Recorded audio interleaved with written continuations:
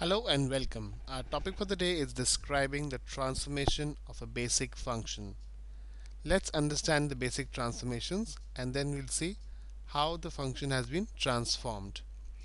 If f of x is the original function or the parent function, then the function can undergo various transformations to form a new one. Some of the transformations are given below. If the function is shifted horizontally h units to the left, then the original function f of x becomes f of x plus h. Here if we see that when it is moving to the left, h units is being added to the function itself, that is, it is within the parentheses. Now if the function is shifted h units to the right, then it becomes f of x minus h. H units is subtracted from the parent function, that is f of x. Now let's see what happens when the function is transformed k units up, that is vertically. It becomes f of x plus k, and when it goes down it becomes f of x minus k.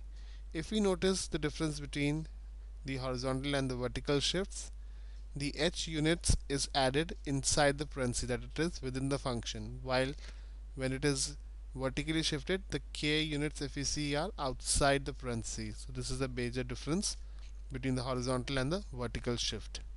Sometimes we will see that the function has been stretched by a factor of a. That factor is multiplied with the function, that is a of f of x. It becomes when a is greater than 1. Sometimes the function could be flipped, or it could have a vertical reflection. Then the function f of x is simply negated and becomes negative of f of x.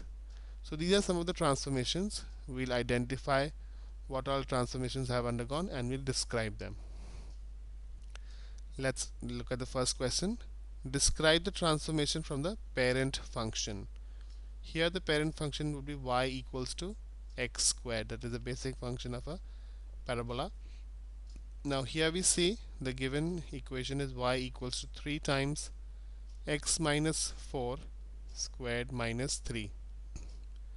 Now whenever it is multiplied, that means it is stretched. So this is stretched.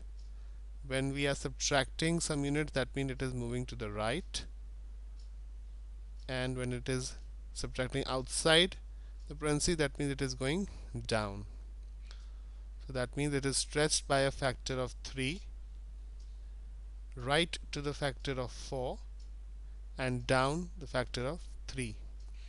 So this is seen in option B, stretched by a factor of 3, right 4, down 3. This is the correct option. Let's move on to the next one.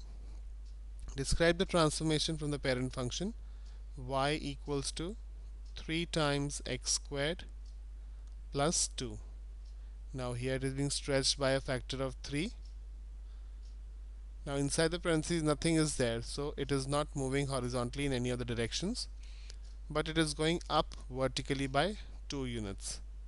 So this is vertically up. This is going vertically upwards. So we can say it is being stretched by a factor of 3 up 2. So this can be seen in option D.